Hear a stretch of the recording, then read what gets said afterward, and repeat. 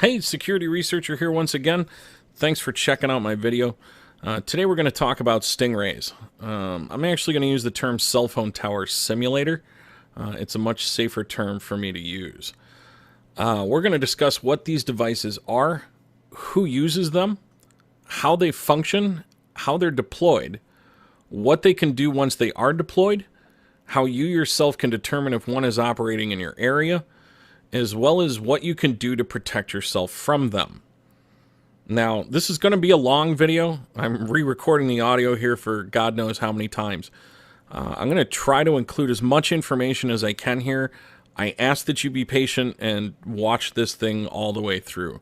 By the time you're done, hopefully not only do you know more about this stuff than just about anybody you know, but you're pissed. And you're willing to start to talk to others about this because this is a problem. That all being said, the information that I provide in these videos is not intended for the criminally minded. This really, truly is about education. You cannot make informed decisions about things as complicated as technology if you don't have even the most basic understanding of what it is that you're talking about. So let me take 20 years of research experience, boil it down into plain English, so that we can all better understand the risks that we face on a daily basis. Now, let's get into this topic. Again, cell phone tower simulators, and the first point is what they are. Now, I suppose the first thing that we need to do here is give you a visual reference of what it is that we're talking about.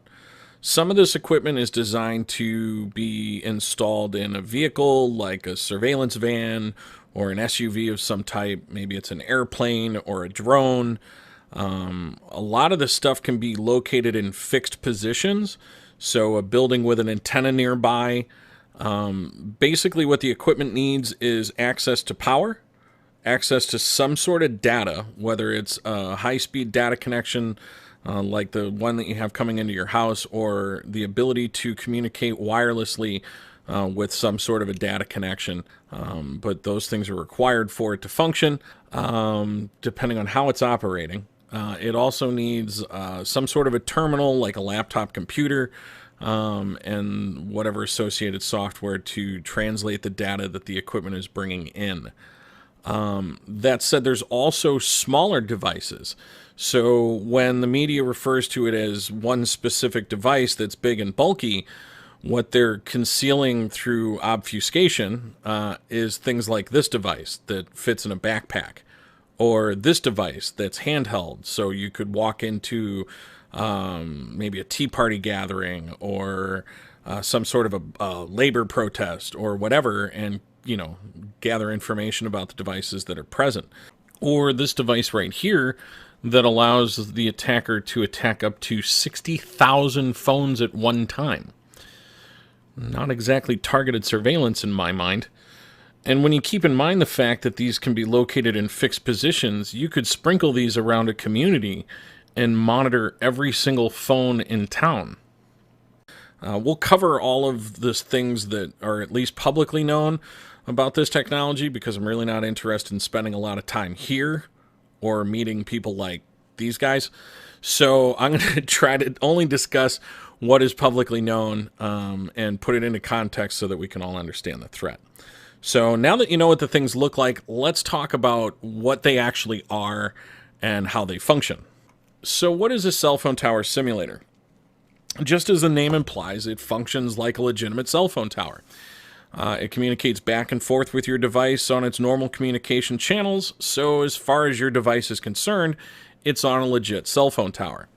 It works on all of these smart and dumb phones that are out in the market today. And no, I don't care how super cool or secure you think your phone is. It is susceptible to attack by these types of devices. I know that everyone likes to talk about the legal restrictions of the use of cell phone tower simulators, warrants, writs, court orders, trap and trace, pen registers, etc. But this technology is designed to work without having to attain legal authorization. It can be deployed without anyone knowing that it's being used. There's no paper trail that the system is being deployed, so there's no audit that can occur to find out whether it was used. You have to realize that before, they used to have to go through the cellular service providers to gather information, but it was really messy and it left paper trails everywhere. With the release of this technology all the way down to your local community, now they don't have to worry about that. Now, this would be a concern to you and I if we had a system that was displaying a disdain for traditional legal limitations on power and authority. If we had organizations and agencies and individuals operating in secret, hiding behind non-disclosure agreements, lying to Congress, or just general corruption running rampant throughout the system. But since we know we don't have that happening here in the United States, we know that we don't have anything to worry about, right? That is until you realize that it's already been proven that for as little as $1,200 or less, just about anybody can build a device that has similar capabilities to this technology. The fact that backdoors exist in any of our technology means that not only can the quote-unquote good guys use it, but anybody who's aware that those backdoors exist can also use them. We are all operating under a very flawed trust model when it comes to technology. We are putting our faith and trust in corporations and technology where it should never have been placed to begin with, and it's been going on for so long that we've become apathetic to the risks, and it's really time to stop that. So let's go on and talk more about this technology, and I'll get off my soapbox. So let's talk about how these devices function. What's happening here is what the InfoSec community calls a man-in-the-middle attack. Just as the name implies, the attacker slips within range of your device and the network node that it's trying to communicate with, in this case a cell phone tower, and depending on its mode of operation, can interact with the data that's being sent to and from your device. It could be listening, it could be acting as a relay, and capturing all the information that's supposedly being sent directly to the cellular network. You have to keep in mind that your phones are slaves to the tower. So anytime your device is connected to any cell phone tower, whether it's legitimate or simulated, the tower dictates to the phone what's going to happen during that communication session, including shutting off session encryption. So now how are these devices deployed? So if you have an attacker that has a cell phone tower simulator, how is it that they can set this thing up so that your device will connect to it? Well, as we covered in Cell Phone Tracking Explained in Plain English Part 1, your phone checks in with the cell phone network towers on a regular basis. This is somewhere around every 3 to 7 seconds. Your phone is always trying to connect to numerous towers at the same time to ensure you quality of service. When a phone initially connects to a tower for the first time, it gathers information about the surrounding network. Things like what carriers are operating towers in the network, what channels your phone can use to communicate with the antennas on those towers. This information is temporarily stored on your phone, so if your device moves, loses signal, etc., it can quickly switch channels in order to maintain connectivity. It's also why when you travel, your phone may tell you that instead of using, say, AT&T, your phone is connected to Metro PCS. It all goes back to billing for roaming and things like that. So while this information has its legitimate uses, this information is also useful to an attacker who comes into an area and wants to configure their cell phone tower simulator to work more efficiently. They can query the towers themselves and get information about what cell phone towers are in the area, what frequencies or channels the antennas on those towers are operating on, what carriers your phone might be expecting to see in the area, and then using that information, they can configure their simulated cell phone tower. Now, since the phones are really slave to the towers send the phones all of the commands as related to their operations. So if you were running a simulated cell phone tower, you could tell the phone that you're the strongest cell phone tower in the area in order to trick it to get it to attempt to connect to your device. You can also shut off session encryption so that what would normally be protecting, either shut it off or downgrade it to make it easier to crack. So what would normally protect the confidentiality of your communications is basically negated. So first we need to understand that these devices operate in one of two modes. One is a passive mode, and the best way I can describe passive to you is it's like the radio in your car. You can tune into different frequencies or channels and you can hear information, but you can't interact with that information. All you can do is listen to it. When it comes to cellular technology or maybe encrypted information, you can listen to it, record it, and then de-encrypt it, but you're never really transmitting, so you're not giving away the fact that you're there. The other mode that these things operate in is an active mode, and an active mode is where the device is now acting as a relay. So instead of your traffic going directly to the cellular tower or being broadcast to the cellular tower where they could listen, they've now tricked your phone to directly connecting to them, and they're receiving all the information coming directly from your phone and then passing it on to either a wireless network or a directly connected high-speed internet network, so that everything that's coming off of your phone passes through their device and they can capture and filter all of the information that's coming off of it. Now, what is that information? And what are the commands that they can send back to your phone when they're in active mode? What does that allow them to do? Okay, well, without putting these in any specific order, some of the information that can be captured on your device is something called an IMEI number. IMEI stands for International Mobile Station Equipment Identity. It's also known as the MEID, or Mobile Equipment Identifier. Now, this is the unique serial number of your specific phone, and using it, the person that's doing the attack can determine the make, model, and product variant.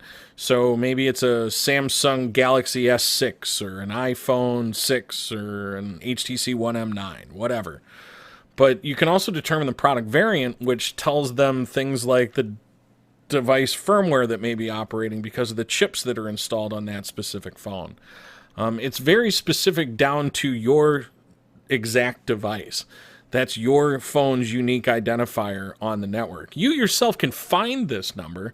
It's either going to be on a white sticker under the battery, or you can find it by bringing up your phone's keypad and hitting *#06#, or in modern vernacular, *#06#. But yeah, *#06# will bring up your phone's unique serial number. Now, something to keep in mind here is if you're a special person, maybe you work for an agency or a department, and you have a special phone that you think is secure, if it has a unique IMEI number that identifies it as a unique piece of hardware, that can actually help an attacker determine whether or not your device is worth looking at. So some of the same techniques and tools that you use to determine whether certain people are worth looking at can also be turned around and used on you. This technology is a dual-edged sword, so you need to keep that in mind. So another piece of information that can be gathered is something called an IMSI, or IMSI. It's where the term IMSI catcher comes from. IMSI is International Mobile Subscriber Identity. This number is encoded on your cell phone's SIM card or on the phone itself if it doesn't have a SIM card. The number is directly associated with the person who's paying for the service.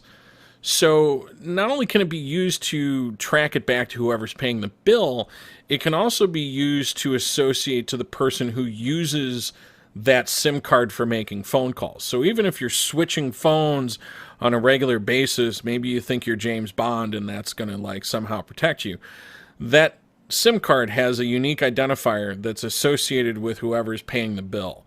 And if somebody's monitoring that SIM card, that IMSI number, they can associate your voice with that IMSI, and then it doesn't matter who's paying the bill. As far as they're concerned, that IMSI is you.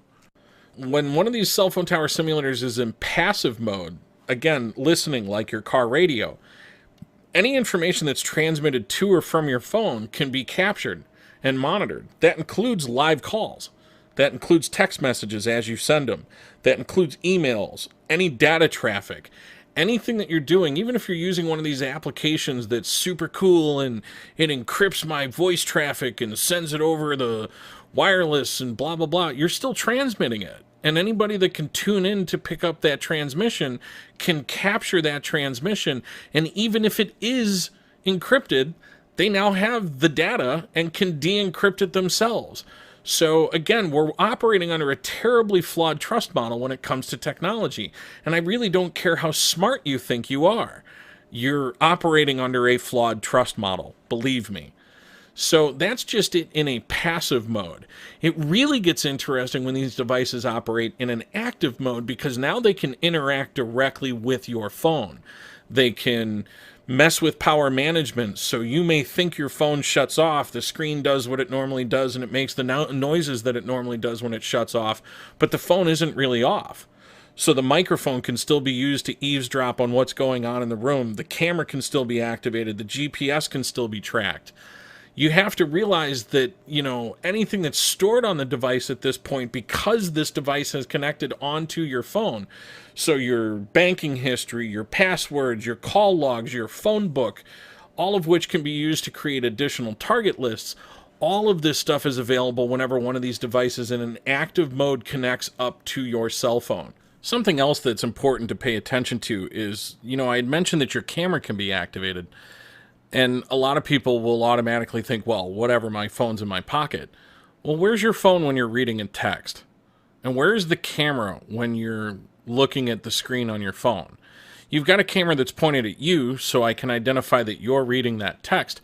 But where's the camera on the back of your phone pointed? These things can be used for video surveillance. They can be used for audio surveillance, even in your own home, even in your business. Now, even if your colleagues, your friends, and your family members don't take this stuff seriously, it's up to you to do it. You have to educate them, and they need to understand it. You're going to get a lot of flack. You're going to be told you're crazy and you're paranoid. But the fact of the matter is this stuff is happening. I just want to take a second to point out something here. We're only talking about cell phones in this video, but you need to think about all the other devices that you own that operate wirelessly. If they transmit and receive information, they can be subject to a man-in-the-middle attack. So we're not just talking about your cell phone, your tablet, your laptop, maybe your PC if you've connected it wirelessly, but also the wireless router itself. All of these devices can be attacked remotely through a man-in-the-middle attack. So it's important that you realize we are operating under a terribly flawed trust model when it comes to technology. Now let's get back on topic and talk about man-in-the-middle attacks using cell phone tower simulators against your cell phone. What are some of the symptoms that this could be occurring against your device? So when it comes to symptoms, it's important that I state here that this technology is always evolving. So some of the symptoms that I'm going to say now might not be symptoms next week when the new version comes out. These are just some of the things that I know of. I'm probably going to miss a few of them, but here's a list anyway. Your phone gets warm. You're not even on it, and you pick it up and it's warm, which means it's been transmitting and receiving. The battery drains quicker than usual. You have no or seriously degraded data service when there should be decent data service. You have no or seriously degraded voice service. Maybe there's a lot of people around, and they're routing all of the traffic through one of these cell phone tower simulators, so there isn't as much bandwidth to go around, and the voice service now sucks. This one's usually a dead giveaway, but I absolutely do not recommend that you try it. It is illegal. Don't do this. Unless, of course, it's a genuine emergency. But if you try to dial 911 and you do not have 911 service, again, don't do this. But that's a dead giveaway that your device is connected to a cell phone tower simulator. Your friends might get a text message from you, but when that text message comes up on their phone, it doesn't come up with your phone number. It comes up with something odd, like some sort of a 4-digit combination of numbers, but not your actual phone number. Okay, so you've made it this far, and you're interested in figuring out what the solution to all of this is. If you cheated and fast-forwarded and got here, shame on you. Go back and listen to the whole thing. You're not as smart as you think you are, and there's stuff that you need to know. So if you got here organically, thank you for listening to the whole thing, and let's talk about solutions. The technology is constantly evolving. It's kind of like the weapons and armor thing. That is, the weapons improve, the armor improves, and as the armor improves, the weapons improve. It's just that we're talking about cyber weapons. So what is the armor that we can use against these cyber weapons? How can we protect ourselves? And the solution, at least as I see it, is really twofold. One is signal isolation, which means encapsulating your phone in a way that you can prevent all of the signals that your phone can interact with from getting to or from your phone. If your phone can receive any signals whatsoever, it can be used to compromise the integrity of the device. The microphone, all the things that we've discussed can all be accessed if your phone can send and receive signals. So you have to find a way to isolate it so that it can't send and receive signals. But that causes a problem in your connectivity, because now, since the phone can't send and receive signals, you're essentially isolated. I have a solution for that as well. So let's take this in two parts. Let's talk about the isolation options that are out in the market, and let's talk about the connectivity option. So let's start with the do-it-yourself solutions. And the do-it-yourself crowd is really adamant that they have the solution. I have a question for you. If you believe that you have the solution, have you paid to have a lab test your solution? And keep in mind that the solution that you send to the lab is going to be different than the next one you make, because you're just slapping these things together. So the reason that I say have you had it tested is, we're all familiar with, gases, air in a car tire, liquids, water in a bucket. I can hear the air leaking out of my car tire. I know that it's leaking. I can see moisture on the outside of my bucket and wipe it off and it comes back. So I know that my bucket's leaking. I can't hear the RF leaking out of my enclosure. I can't wipe it off and see it reappear again on the outside of my do-it-yourself enclosure. I have no idea what frequencies are penetrating my enclosure. I have no idea. I don't know how effective it is until I have it tested, because nobody, unless you have about 150 grand worth of equipment, can tell you what frequencies are leaking out of your do-it-yourself enclosure. And the enclosure that you make is going to be different than the enclosure that the next guy makes, even if they're using the same overall premise. So there's just too many variables in the do-it-yourself community for me to endorse any do-it-yourself solution. That brings us to the commercial products that are out in the market. And there's really two families of products: soft cases and hard cases. The soft cases that are out on the market were analyzed by Purdue University's Cyber Forensics Lab, and they found that of the ones that they tested, they had an overall failure rate of about 53%. So more than half the time in a normal network operating environment, they failed. When you bring a cell tower simulator in and you get the antenna even closer and you up the power output, they're going to fail even more frequently than 53%. Soft cases are not reliable products. Another thing to note about soft cases is I don't know of any of the soft cases that are out on the market that have paid to have an independent, nationally recognized lab certify that their product works. What I typically see is shielding effectiveness based on the materials that they're then sewing together to make their product. The shielding effectiveness of a material is totally different than the shielding effectiveness of the product that you then make out of that material. So there's that too. Now, that leaves you with signal blocking hard cases that are rigid in construction. So I only know of one out there that's manufacturing a hard case that actually works. And they do have independent lab verification of the effectiveness of their product. I'm not going to endorse anybody's products today. That's not what I'm here for. This is about information. But if you're looking for a signal blocking product, you're ultimately looking for something with laboratory verification that proves the highest level of signal attenuation possible. This is measured in something called dB, or decibels of signal attenuation, and you want that number as high as possible no matter what solution you're looking for. I would look at the signal blocking hard case that's out on the market, and I would stay away from the fabric. Now, you've blocked signals so you can't receive phone calls and text messages on your phone. Now what do you do to maintain connectivity? Well, this is going to sound a little odd because it's a little retro, but if you get yourself a one-way alphanumeric pager, you can not only receive numeric messages, but you can also get text messages and emails. It is an unencrypted connection, but most of the messages that you're going to get: honey, pick up a gallon of milk on your way home, Mr. Smith, your paperwork's ready, swing by my office to pick it up. Those messages don't need to be encrypted. So you don't really have to worry about that aspect of it. The big benefit that you get is you get connectivity without all the strings attached.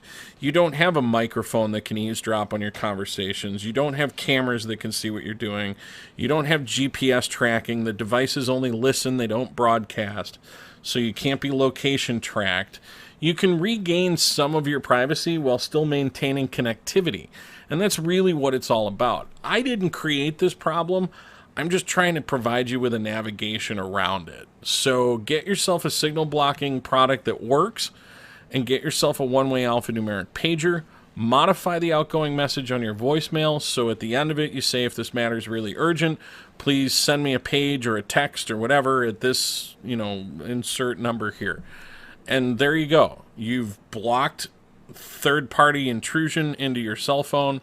You've maintained connectivity with the outside world. And is it perfect? No, but again, I didn't create the problem. I'm just trying to give you one path around it. If you found value in this information, please hit the subscribe button, share this video with your friends and family. Stay tuned because there is more fun to come. I am Security Researcher, and if you just gave me the last 26 minutes of your life, I want you to know that I really appreciate it.